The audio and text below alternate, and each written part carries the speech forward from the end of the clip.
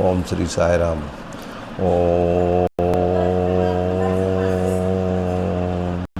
ఓం గణానాన్పా గణపతిం భవామహి కవిం కవీనా ఉపమస్తవస్తవం జ్యేష్ఠరాజం బ్రహ్మణాం బ్రహ్మణస్పతాన సన్నన్నూతి విశ్వేదసాదనం ప్రణో దేవి సరస్వతి వాజేవిర్వాజనీవతి. శ్రీ గణేశాయ నమః. శ్రీ గురుభ్యో నమః. హరి ఓం. ఓం తచ్చం యౌరావృణీమహే గాతుం యజ్ఞాయ గాతుం యజ్ఞపతయే దైవీ స్వస్తిరస్తు నః స్వస్తిర్మానుషేభ్యః. ఊర్ధ్వం జిగాతి వేషజం. ఓం సమ్నోస్తు ద్విపదే. ఓం శాంతి శాంతి శాంతి. సాయిరామ్. మనం అక్షర బ్రహ్మయోగం చెప్పుకుంటున్నాం. అది ఒక్కొక్కటి మనం మెట్టెక్కుతూ అక్షర బ్రహ్మయోగంలో ఇంచుమించు 29 శ్లోకాలు ఉన్నాయి. సో దాంట్లో మొన్న నేను చెప్పింది 16వ శ్లోకం, ఈరోజు 17వ శ్లోకం. సో ఏంటి భగవంతుడు చెప్పాడు?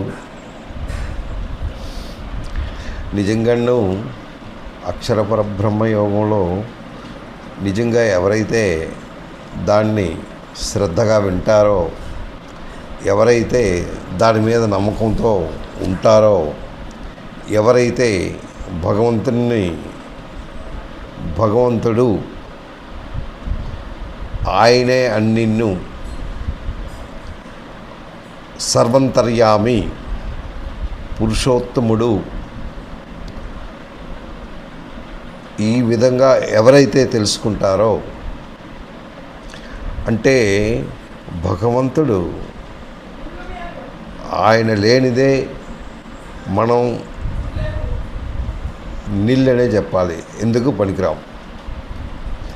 సో అలాంటి పరమపురుషుడైన ఆ భగవంతుణ్ణి మనం ప్రతి క్షణం తలుచుకుంటూ, ఆయన సన్నిధిలో ఉంటూ, ఆయన తాలూకా తత్వజ్ఞానాన్ని తెలుసుకుంటూ మనం ముందుకు వెళ్ళినట్టయితే మనకి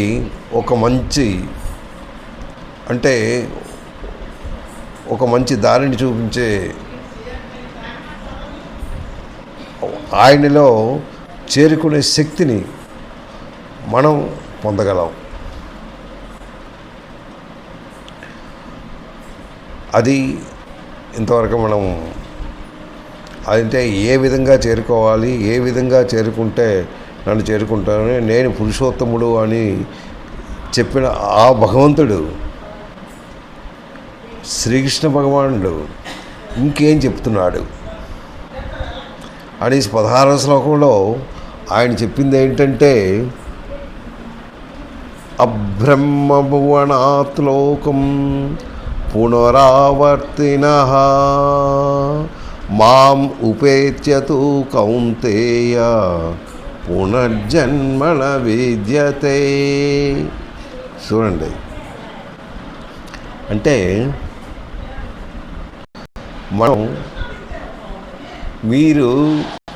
మీకు అంటే మీరు ఏ కండిషన్లో ఉన్నారు, ఏ స్థితిలో ఉన్నారు, మీరంటే ఎవరు, మీ తాలూకాది అంటే మీ తాలూకా స్టేజ్ ఎంతగా ఉన్నారు అన్నది ఇందులో నిరూపిస్తున్నాడు. ఇందులో నిరూపించింది ఏంటంటే మరి ఇంకేం లేదు. మీరు భూలోకంలో అది ఎంత ఒక అణువుగా ఉన్న స్థలాన్ని, ఒక చిన్న అణువు, ఎంతో చిన్నది, జీవితం కూడాను చాలా చిన్నది,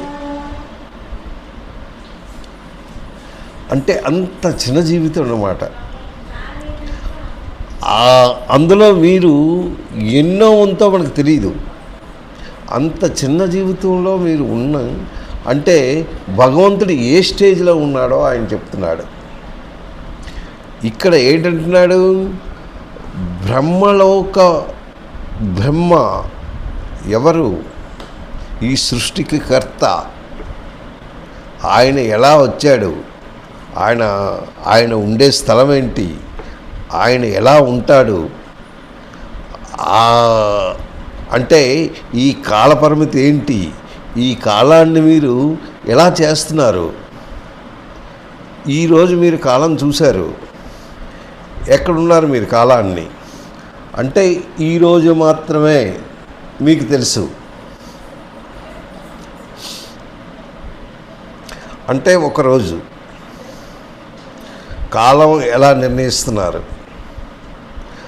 అయితే ఈ కాలం ఒక రోజు అంటే ఒక రాత్రి, ఒక పగలు, దాన్ని కౌంట్ చేస్తూ సూర్యోదయం అన్ని కౌంట్ చేస్తూ కాలాన్ని నిర్ణయించడం అయినది.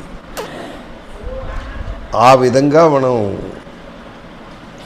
ఇక్కడ ఉన్నాం. ఎలాగా ఈ కాలం నిమిషాలు, గంటలు, ఆ తర్వాత ఇన్ని గంటల తర్వాత ఇన్ని రోజులు, రోజుల తర్వాత వారాలు, వారాల తర్వాత నెలలు, నెలల తర్వాత సంవత్సరాలు. అంటే ఈ విధంగా మీ వయసుని లిఖించబడ్డాది. మీరు మీ తాలూకా వయస్సు ఏంటి అనేసి మీరు నిర్ణయించుకున్నట్టయితే ఇన్ని సంవత్సరాలు, ఇన్ని నెలలు, ఇన్ని రోజులు అని మీరు నిర్ణయించుకోగలరు. అలాగే ఈ కాలపరిమితి అందరికీ వర్తిస్తుందా? ఎవరైతే అంటే ఆయన ఇంతకుముందు మనం చదువుకున్నాం, ఇది ఎలా వచ్చింది ఏంటి అనేసి, పరా అపరా అనేసి చాలా జాగ్రత్తగా మనం దాని గురించి మనం చర్చించుకున్నాం. అయితే ఏంటి భగవంతుడు ఏంటి సృష్టించాడు? ఇది మానవ రూపంలో ఉన్న ఒక జీవరాశుల్ని, అంటే మానవులు, పక్షులు, జంతువులు, ఇలాగా రకరకాలుగా పురుగులు, రకరకాలుగా జీవరాశుల్ని సృష్టిస్తూ వాటిని అంటే వాటిని నడిపించే మార్గాన్ని, ఒక శక్తిని ఆ జీవరాశులకి ఇస్తూ కొంతకాలం దానికి కూడా కొంత ఆయుస్ని ప్రసాదించి, అంటే ఆయుస్ని కూడా తన ఇస్తూ ఈ భూలోకంలో సృష్టించాడు. అంటే ఇది సృష్టి. ఇది ఎలా ఉంది సృష్టి? నిజంగా మనం ఆలోచిస్తుంటే ఏంటి భగవంతుడు అంటే ఏంటి, సృష్టి ఏంటి, మనకి ఈ జన్మ ఏంటి, ఈ జన్మ అయిన తర్వాత మళ్ళీ జన్మ ఏంటి, మళ్ళీ ఎందుకు ఇలా భగవంతుడు చేస్తున్నాడు, దీనికి ఒక అంతు లేదా, is there any end for this one అనేసి మనం ఆలోచించుకున్నట్టయితే yes, there must be some end. ఏంటి అనేది చెప్తున్నారు ఆయన. మీరు ఈ విధంగా ప్రవర్తించినట్టయితే మీరు తప్పగా మీరు నాలో కలవగలరు అనేసి ఆయన ఆ విషయాన్ని మనకి అందిస్తున్నారు. అయితే ఇక్కడ ఏంటంటున్నాడు, బ్రహ్మ భువనాత్ లోక. నేను 16వ శ్లోకంలో నిజంగా 40 నిమిషాలు నేను దాని గురించి చక్కగా లాస్ట్ శ్లోకంలో నేను చెప్పాను. బ్రహ్మలోకం అంటే ఏంటి, ఆ బ్రహ్మలోకంలో ఆ బ్రహ్మ తాలూకా ఆయన నివాసం ఏంటి, ఆ నివాసంలో ఎలా ఉన్నారు అనేసి. ఇది మనం ఎలా అయితే ఉన్నామో అవి కూడా, అంటే ఆ లోకాలు ఎన్ని లోకాలు ఉన్నాయో మనకు తెలియదు. మొత్తం 14 లోకాల నుంచి మనం కొన్ని చదువుతున్నాం, ఇంకా ఎన్ని ఉన్నాయో మనకి దానికి అంతు లేదు. కానీ అన్నిటికన్నా మించింది బ్రహ్మలోకం.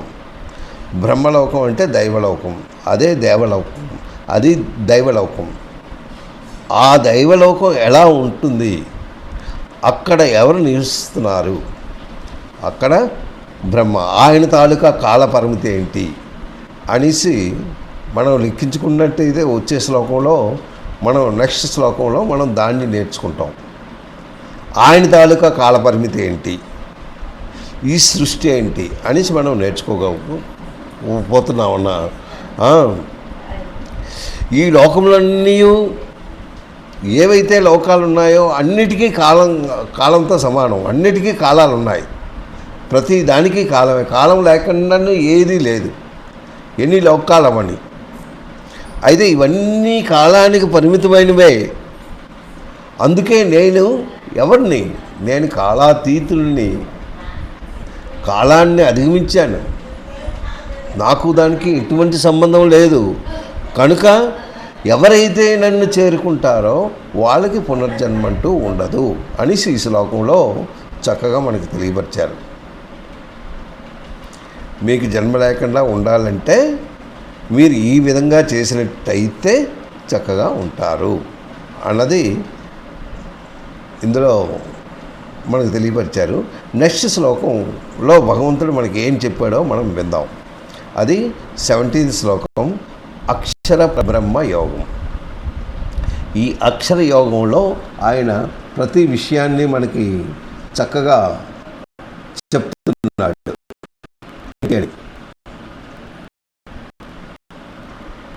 అయితే ఇందులో 17వ శ్లోకంలో ఏంటి చెప్పాడో మనం ఒకసారి ఆలకిద్దాం. సహస్రయుగ పర్యంతం. నేను ముందుగానే చెప్పాను, ఎప్పుడైతే శ్లోకం స్టార్ట్ అవుతుందో ఆ శ్లోకంలో జాగ్రత్తగా మనం ఆ అక్షరాల్ని చాలా జాగ్రత్తగా గ్రహించాలి.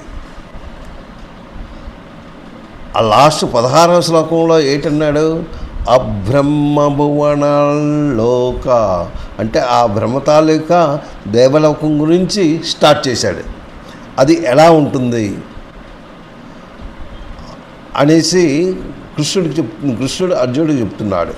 అది లాస్ట్ శ్లోకం. ఈ శ్లోకంలో ఏంటంటున్నాడు, సహస్రయుగ పర్యంతం. ఏంటి సహస్రయుగ పర్యంతం? అహం యత్ బ్రాహ్మణ విదు. అది ఫస్ట్.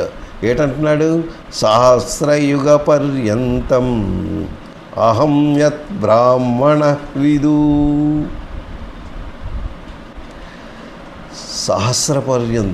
సహస్రయుగ పర్యంతం అంటే యుగాల గురించి చెప్తున్నాడు.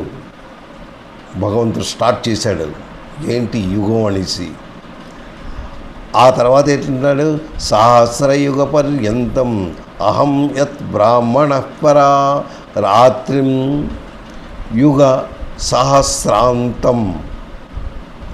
రాత్రిం యుగ సహస్రాంతం తే అహోరాత్ర విదుజన.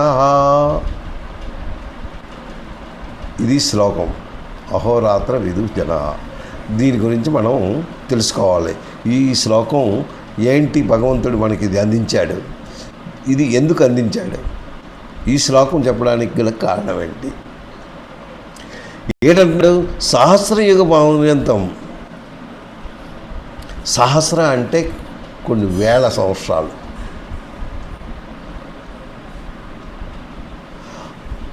ఇవి ఇక్కడ యుగం గురించి చెప్తున్నాడు. కొన్ని వేల యుగాలు. సహస్ర యుగం అంటే కొన్ని వేల సంవత్సరాలు, అంటే వేల యుగాలు. ఆ యుగానికి దీనికి ఒక లెక్క ఉంది, నేను చెప్తాను అది ఏంటి అని. అయితే ఏంటి యుగానికి ఏంటంటారు? అయితే ఇక్కడ సహస్రయుగ పర్యంతం అంటే కొన్ని వేల యుగాలు పర్యంతం. బ్రాహ్మణ అంటే ఎవరు? బ్రహ్మకి ఏంటట? అహం అంటే పగలు. అంటే ఆయనకి కొన్ని వేల యుగాలు ఒక పగలు అని చెప్తున్నాడు. సహస్ర పర్యంతం అహం ఏంటంటున్నాడు, అహం యత్ బ్రాహ్మణ విదువు. బ్రాహ్మణ విదువు అనేసి ఇక్కడ చెప్తున్నాడు. అంటే ఆయనకి ఎన్ని సంవత్సరాలు ఏంటి అనేసి ఆయన చెప్తున్నారు. ఆ విధంగా మనం దాన్ని లెక్కేసుకోవాలి ఏంటి అని. 1000 శతయుగముల కాలము అంటే కొన్ని యుగాల కాలం ఆయనకి ఒక పగలు. మళ్ళీ ఆ పగలైన తర్వాత మళ్ళీ దానికి 1000 యుగాలు ఒక రాత్రి. ఈ ఎవరైతే ఇది ముందు తెలుసుకుంటారో వాళ్ళు అప్పుడు వాళ్ళ తాలూకా స్థానం ఏంటి అని తెలుసుకుంటారు. అది ఎలా తెలుసుకుంటారు? అయితే సహస్రయుగ పర్యంతం అంటే 1000 చతుర్విధ కాలాలు అంటే చతుర్యుగముల కాలం. ఇది ఒక పగలు ఒక రాత్రి. అయితే సహస్రయుగం అంటే ఏంటి? సహస్ర యుగం అంటే ఏంటి? సంవత్సరం వేరు, యుగం అంటే వేరు. ఏంటి ఈ యుగం? దాన్ని మనం నేర్చుకోవాలి. ఇప్పుడు మనం ఏ కాలంలో ఉన్నాం, మనం ఏ స్టేజ్లో ఉన్నాం? నౌ వీఆర్ ఇన్ ది కలియుగ. ఎన్ని యుగాలు అయ్యాయి అది కూడా మనం తెలుసుకున్నట్టయితే కృతాయుగం, త్రేతాయుగం, ద్వాపరయుగం, తర్వాత కలియుగం. అంటే మన ముందు ఎన్ని యుగాలు అయ్యాయో ఒకసారి మనం గుర్తుంచుకోండి. కృతాయుగం అయింది, త్రేతాయుగం అయింది, ద్వాపరయుగం అయింది, కలియుగం ఇప్పుడు ఈ కాలం ఇప్పుడు నడుస్తూ ఉంది. అయితే దీన్నే ఒక దివ్య యుగం అంటారు. ఒక యుగం అంటే ఏంటి? మనకు ఇది దేవతలకి చెప్పిన టైమింగ్స్. ఏంటి దేవతలకి? మనకి ఒక సంవత్సరం అయిందనుకోండి. ఎప్పుడైతే మనకు ఒక సంవత్సరం అయిందో వాళ్ళకి ఒక రోజు క్రింద, ఒక్క రోజే. అయితే మనకి 30 సంవత్సరాలు అయ్యాయి, వాళ్ళకి 30 నెలలు అయినట్టు. 30 సంవత్సరముల వారికి ఏంటి? ఎప్పుడైతే మనకి 30 సంవత్సరాలు అయ్యిందో వాళ్ళకి ఒక నెల అంటే 30 రోజులు, వాళ్ళకి ఒక నెల. మనం 30 సంవత్సరాలు మనకు వెయిట్ చేయాలి. అలాగే దాన్ని అదే ఒక సంవత్సరంకి ఎన్ని? 360 రోజులు. అంటే 360 సంవత్సరాలు వెయిట్ చేసినట్టయితే వాళ్ళకి ఒక సంవత్సరం. ఈ విధంగా వాళ్ళు లెక్క కట్టారు. అంటే ఆ బ్రహ్మ తాలూకా ఆయన తాలూకా కాలపరిమితి ఏంటి, ఆయన తాలూకా పగలేంటి, నైట్ ఏంటి, ఇది విధంగా చేస్తే ఆయనకి 4,20,000 అంటే ఒక రాత్రి. అలా ఉందన్నమాట. ఒక రాత్రి కావాలి అంటే వాళ్ళు 4,20,000 సంవత్సరాలు అయితే కానీ ఆయనకి ఒక రాత్రి అవ్వదు, ఒక పగలవ్వదు. రాత్రి అంతా పగలంతా. అది ఆయన తాలూకా కాలం. అయితే ఏంటి 4 లక్షలు అనేసి మనం లెక్కేసుకున్నట్టయితే ఆయన పడక ఒక రోజు అంటే ఒక రోజు ఒక నైట్ పడుకుంటే 4,20,000 సంవత్సరాలు. అది ఒక యుగం అన్నమాట. ఎన్ని యుగాలు గడుస్తున్నాయో మనం దాన్ని బట్టి చేసుకోవాలి. అయితే దాన్ని బట్టి వాళ్ళు క్యాల్కులేషన్ చేశారు. ఏంటి చేసినట్టయితే ఇప్పుడు కృతాయుగం ఏదైతే ఉందో అది అయిపోయింది. అది ఎన్నాళ్ళు నడిచింది? 18,07,000 70,000 సంవత్సరాలు నడిచింది. అది కృతాయుగం. తర్వాత ఏంటి వచ్చింది? త్రేతాయుగం వచ్చింది. అంతే రాముడు త్రేతాయుగంలో ఆయన. ఈ త్రేతాయుగం 12,96 లక్షలు. అన్ని సంవత్సరాలు గడిస్తే అది అయ్యింది. త్రేతాయుగం అయిన తర్వాత ద్వాపరయుగం, అది మహాభారతం. అదేంటి? 8,64,000 సంవత్సరాలు అది అయ్యింది. అది అయిన తర్వాత ఇప్పుడు కలియుగం. కలియుగం ఏంటి? కలియుగం ఇప్పుడు మనం ఎప్పటి నుంచి స్టార్ట్ అయింది? కృష్ణుడు అంటే ఎండింగ్. ఇది ఏంటిది? BC, before Krishna, after Krishna. ఆ లెక్క ప్రకారం చూసుకున్నట్టయితే మనకి ఇప్పుడు 5,500 ఎంతో ఆ క్యాల్కులేషన్ ఉంది. ఆ క్యాల్కులేషన్ ప్రకారం కలియుగం ఇన్నాళ్ళే అయింది. కానీ దీని తాలూకా కలియుగం ఎన్నాళ్ళు ఉండాలంట? 4,32,000 సంవత్సరాలు. అయితే ఏంటి ఇవన్నీ? ఒక్కసారి మనం ఆలోచించుకుంటే ఇవి ఇన్ని సంవత్సరాలు కదా ఏంటి అని అంటే ఇవి అనిత్యములు.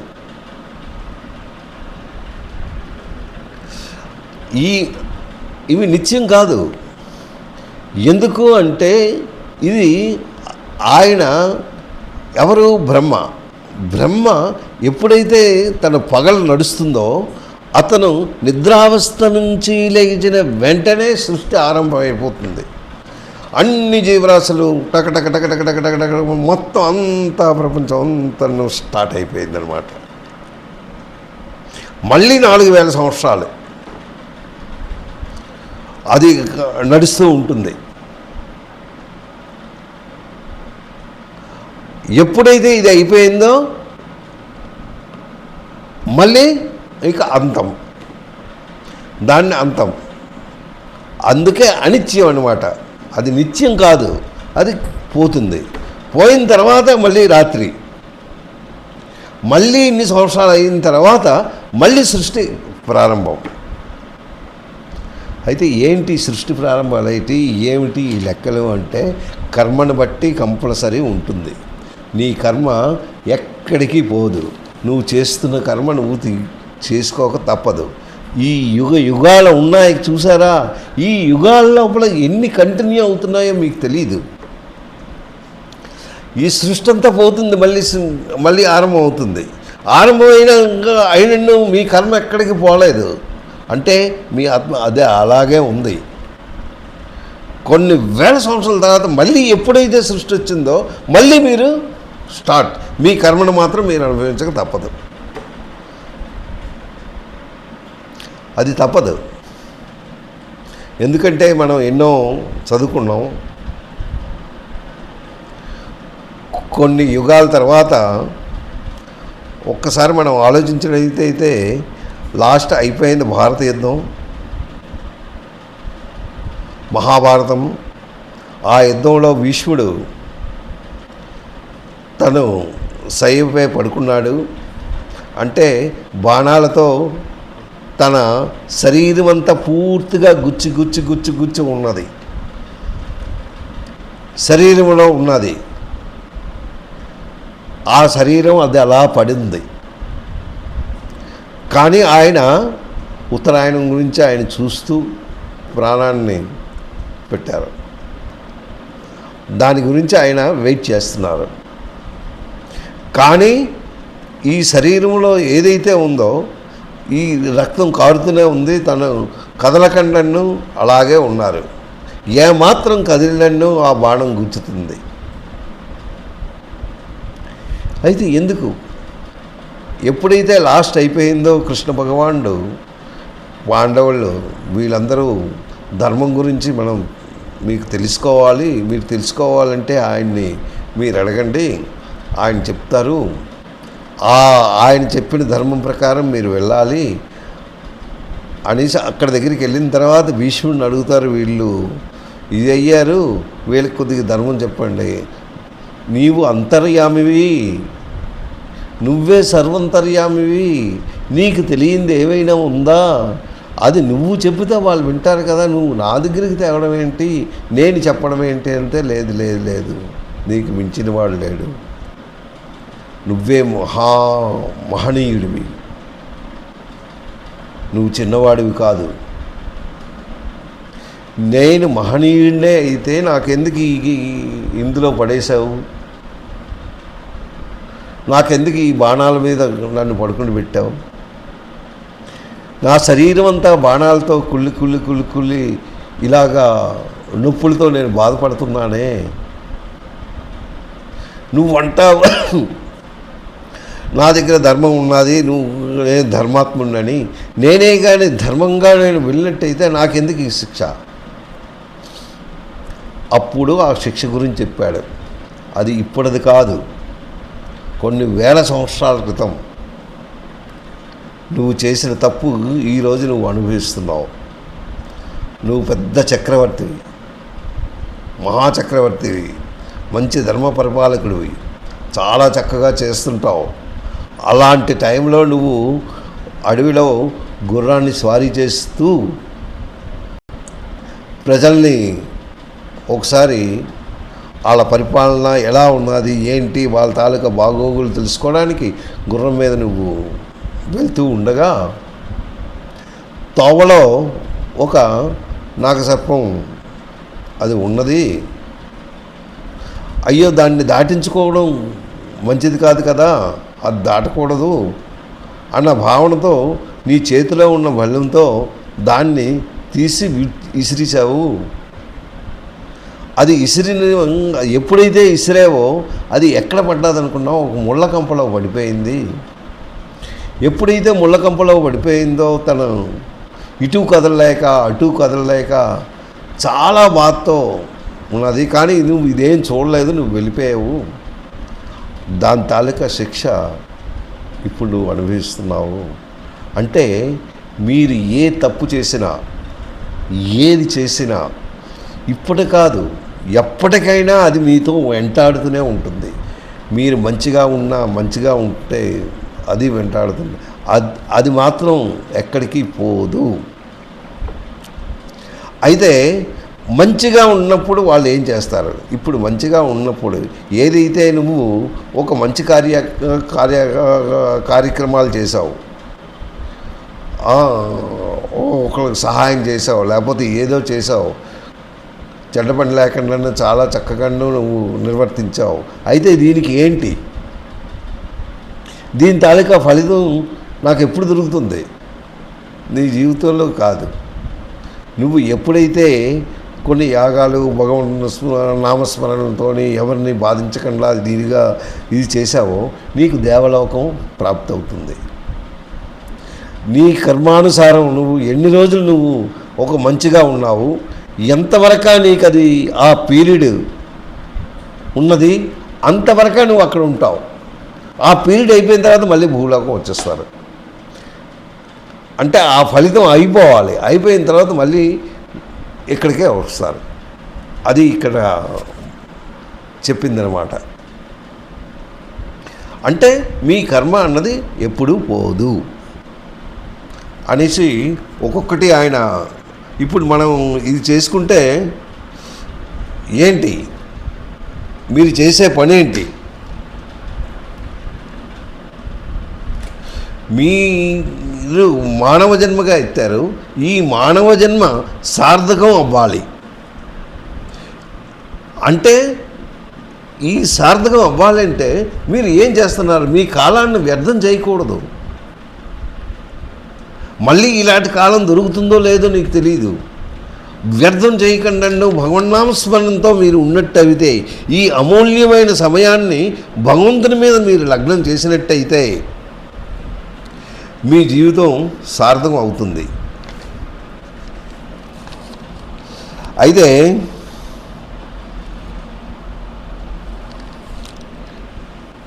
పరమాత్మ యొక్క నామస్మరణ మనసులో ఎటువంటి చెడు ఆలోచనలు లేకుండాను ఒక మంచి స్మరణతో ఉండమని ఇంతకు ముందు కూడా మనకు చెప్పాడు. అయితే ఇక్కడ బ్రహ్మలోకం గురించి మనం మాట్లాడామంటే అతనే హిరణ్యగర్భుడు. మనం ఆ లెక్క ఏంటి, ఇప్పుడు లెక్క మనం చూసాం. ఓకే, అంతవరకు ఆయన ఆయుష్ ఎన్నాళ్ళు ఉంది అంటే టోటల్గా మనం లెక్కేసింది ఎంత 43,20,000 ఆయన తాలూకా వయస్సు. అది అయిన తర్వాత ఇక అంతం అన్నమాట. ఇప్పుడు ఎంత అయిందో మనకు తెలియదు. అయితే మన తాలూకా జీవితాన్ని దాన్ని బట్టి మనం చూస్తే ఎంత స్వల్పమో, దాన్ని అంటే 0.00001 కన్నా చాలా తక్కువ అన్నమాట మన తాలూకా ఆయుష్. వాళ్ళు కొన్ని వేల లక్షల సంవత్సరాలలో ఉన్నారు. మన తాలూకా వయసు ఎంత. అయితే చాలా పెద్దది ఈ రాత్రి. అవి 4,000 యుగాలు. ఒక రాత్రి 4,000 యుగాలు ఒక పగలు. అయితే దీనికి మనం ఏం చేస్తున్నాం? మనం ఈ చిన్న లోకంలో అంటే మన భూలోకంలో అంటే చాలా చిన్నది. దీన్ని మనం ఏం చేస్తున్నాం? సూర్యుని బట్టి మనం లెక్కేస్తున్నాం. దాన్ని బట్టి ఒకరోజు, ఒక రాత్రి, ఒక రోజు అలాగా గడుచుకుంటూ మనం ఇది చేస్తున్నాం. అయితే భగవంతుడు ఏం చేశాడు? మనకేంటి వయసు ఇచ్చాడు? మనకు ఆయుష్ ఇచ్చాడు కొన్ని సంవత్సరాలు మాత్రమే. ప్రతి జీవికి ఒక ఆయుష్ అంటూ ఇవ్వడం జరిగింది. ఒక్క మానవ జీవితానికే కాదు, ప్రతి జీవికును. ఏ జీవి చూసుకోండి, మరణం తప్పదు. ఏదైతే పుట్టిందో అది మరణం తప్పదు, కానీ దానికి కొంత ఆయుష్ ఉంటుంది. అలాగే కుక్క, నక్క, పిల్లి, పాము, ప్రతి దానికి ఒక ఏజ్ ఉంటుంది. ఆ ఏజ్ తర్వాత తను చనిపోతుంది. మనం చూస్తుండగా ఒకసారి కుక్కను చూడండి, అది మహా అయితే 15 సంవత్సరాలు ఉంటుంది. మన కళ్ళెదిటే చచ్చిపోతుంది. దాని తాలూకా ఆయుష్ అది. అలాగే మానవుల్లో మనం చూసాం. అంటే మనుషులు మనం చూస్తుండగానే చనిపోతున్నారు. ఎలా చనిపోతున్నారు అంటే అలా ఆయుష్ అయిపోయింది. కానీ ఈ ఆయుష్ మాత్రం ఆయన ఎప్పుడు ఇచ్చారు? మానవుడికి 100 సంవత్సరాలు మాత్రమే. ఈలోగా అతను ఆయుష్ చెల్లిపోతే వెళ్ళిపోతున్నాడు. అది కరెక్టే. ఇవి యుగాలు. దీని గురించి మనం నేర్చుకున్నాం. అంటే మన తాలూకా జీవితం ఎంత స్వల్పమో మనం తెలుసుకున్నాం. ఆ విధంగా తెలుసుకుంటూ అంటే మన జీవితం చాలా చిన్నది. ఈ చిన్నదిలో ఒక మంచి మానవ రూపంలో అంటే మనుషుల జన్మతో మనం ఈ భూమి మీదకి వచ్చాము. వచ్చిన తర్వాత ఒక మంచిగా మనం ఆలోచించినట్టయితే మన తాలూకా టైం అంటే ఈ కాలాన్ని మనం వృధా చేస్తున్నామా, లేకపోతే భగవద్ నామస్మరణలతో ఉన్నామా? మన తాలూకా ఏంటి, ఈ యుగాలేంటి, ఇవన్నీ ఒక్కొక్కటి మనం తెలుసుకుంటే మన తాలూకాది ఏ పర్సంటేజ్లో మనం ఉన్నామో మనకు తెలుస్తుంది. అయితే మన అదృష్టాన్ని ప్రకారం మన కర్మలను బట్టి మనకి ఈ శరీరం దొరికింది కనుక ఈ శరీరం ఉన్నప్పుడే భగవన్నామస్మరణతో భగవంతుని తలుచుకుంటూ ఆయన్ని సేవించుకుంటూ మనం ముందుకెళ్దాం. ఎందుకు అంటే ఇవి కొద్దిగా నీట్గా మనం చెప్పుకోవడంలో కొద్దిగా టైం పడుతుంది. అందు గురించి నేను ఎక్కువగా టైం తీసుకుంటున్నాను. అంటే 30 minutes. నేను 2 శ్లోకాలు అనుకుంటున్నాను కానీ అది రాను అది పెరుగుతుంది. అందు గురించి నేను ఈరోజు కూడా ఒక్క శ్లోకమే నేను చెప్పబోతున్నాను. రేపు మరొక శ్లోకం చెప్తాను. ఈ శ్లోకంలో ఏంటి చెప్పాడు అన్నది మనం ఒకసారి నెమరు వేసుకుంటూ ఏంటన్నాడు? సహస్రయుగ పర్యంతం అహం యత్తమణం విదు అంటే తెలుసుకో. ఆ బ్రహ్మ తాలూకా వయసు ఏమిటో నువ్వు తెలుసుకో. ఏంటి తెలుసుకున్నావు? అహం యత్ బ్రహ్మణం విదు రాత్రియుగ సహస్రాంతం. ఒక రాత్రి కొన్ని వేల సంవత్సరాలు, అంటే ఇన్ని సంవత్సరాలు ఒక రాత్రి అంటే 4000 సంవత్సరాలు మన క్యాల్కులేషన్ ప్రకారం ఒక రాత్రి అవుతుంది.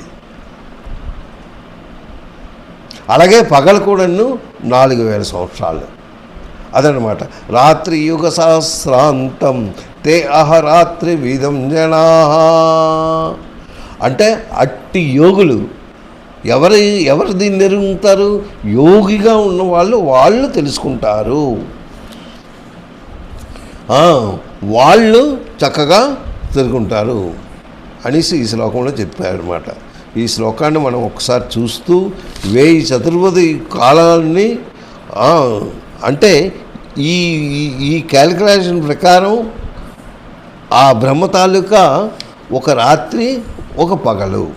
రాత్రి ఉన్నప్పుడు ఎలా ఉంటుంది, పగలు ఉన్నప్పుడు ఎలా ఉంటుంది, జీవరాశులు ఎలా ఉంటారు, దీని గురించి మళ్ళీ నెక్స్ట్ శ్లోకంలో ఇంకా వివరంగా ఆయన చెప్పారు. అది మనం తెలుసుకుందాం. సాయిరామ్.